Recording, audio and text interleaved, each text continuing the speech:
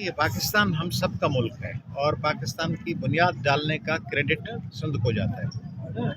Sindh assembly نے قرارداد منظور کی، سندھ اسمبلی نے بنیاد ڈالی۔ 1940 کی قرارداد کے تحت ہم سب شامل ہوئے۔ دنیا کے دوسرے ممالک جو ترقی کر رہے ہیں وہ کس طرح کر رہے ہیں؟ برابری کی بنیاد پر۔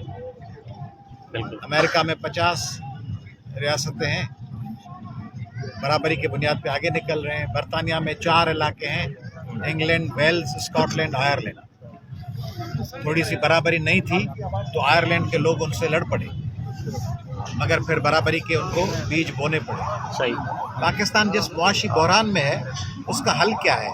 بیرونی امداد اور سہارے، مگر اس سے زیادہ پاکستان کی انٹرنل اسٹیبلٹی، اندرونی طور پر پاکستان کے لوگوں کو ملک سے جڑے رہنے کی خواہش ہو، ملک کے ساتھ مفادات جڑے ہوئے۔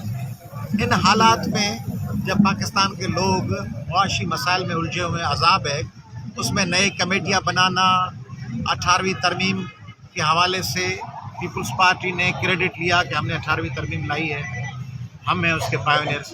پھر انہوں نے راتوں رات پتہ نہیں کیا طے کیا کہ اس کو رول بیک کیا۔ اب قادر مندوخیل نے پیپلز پارٹی کے ایم این اے نے ایک قرارداد پیش کی ہے کہ ڈومیسائل کی مدت 6 ماہ کی جائے، یعنی کوئی بھی شخص افغانستان سے آئے، افغانی ہمارے بھائی ہیں، بھائی ہمارے سعودی بھی ہیں، انڈیا کے عام لوگ بھی ہمارے بھائی ہیں، بنگلہ دیشی بھی ہیں، مگر بھائی آپ کا بھائی ہے، مگر آپ خوش ہیں کہ آپ کا بھائی اپنی دکان پہ بیٹھا رہے، اپنے گھر میں بیٹھا رہے۔ تو افغانی ہمارے بھائی ہیں، اپنے وطن میں آباد رہیں، ان کو سہولیات دی جائیں، ان کو امداد دی جائے، ان کو پاؤں پہ کھڑا کیا جائے۔ انہوں نے بہت بھگتا ہے بیچاروں نے، مگر افغانی لا کر سندھ میں آباد کر کے ان کو 6 ماہ میں ڈومیسائل بنا کے ان کے ووٹ درج کر کے پھر وہ افغانستان کے جھنڈے لے کے لہرائیں۔ پاکستان میں بسنے والے پختون سندھی ہمارے تعلقات ہیں، غفار خان صاحب کے، رسول پلیو صاحب کے، جیب سید صاحب کے، پرانے ایک ولی خان صاحب کے۔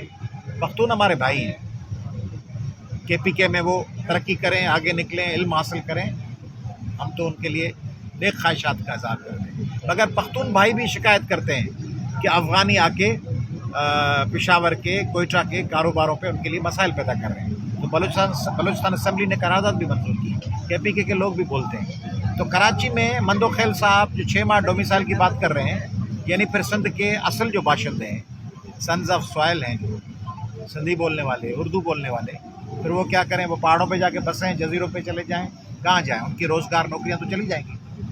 اس لیے یہ صرف سندھ ایکشن کمیٹی کا احتجاج نہیں ہے، اس میں آ کے عام اردو بولنے والے بھائی کو بھی شریک ہونا چاہیے۔ عام سندھ میں جو ڈیکیڈ سے آباد پنجابی ہے، پختون ہے، جو یہاں سینکڑوں سالوں سے آباد ہیں، وہ بھی ہمارے بھائی ہیں، ان کو آ کے شامل ہونا چاہیے کہ سندھ اب مزید آبادی کا بوجھ برداشت نہیں کر سکتے۔ دوسری طرف آٹے کا بحران دیکھیں، آٹا کوئی سندھی، پشتون، بلوچ، پنجابی پہچانتا ہے کیا؟ آٹا جب 10 کلو کی تھیلی آپ کو 150 روپے 160 روپے پڑے گی تو آپ کیسے اپنے بچوں کا پیٹ پال سکیں گے؟ تو پیپلز پارٹی کی حکومت نے سندھ کو دیوار سے لگا دیا ہے۔ 10 کلو آٹے کی تھیلی کے لیے کل ایک شخص بیچارہ کچل کے مارا گیا ہے میرپور خاص میں۔ بالکل۔ تو ہم جو احتجاج کر رہے ہیں، ایک تو سندھ کی تقسیم کسی بھی قیمت پہ نامنظور ہے سندھ کے لوگوں کو، صرف سندھیوں کو نہیں۔ اب تو یہ آواز اردو بولنے والی صفوں سے بھی بلند ہونا شروع ہو گئی ہے کہ بھائی ہمیں بتی کے پیچھے لگا کے ایک دوسرے سے لڑوا کے ہمارے وسائل چرا لیے گئے۔ تو سندھی اور اردو بولنے والے اب سمجھ رہے ہیں کہ ہمیں ساتھ مرنا جینا ہے۔ اس کے لیے ضروری ہے کہ یہ تسلیم کیا جائے کہ سندھ ہزاروں سالوں سے ایک ہے، ایک رہے گا، اور سندھ پاکستان کا ایک اہم حصہ ہے۔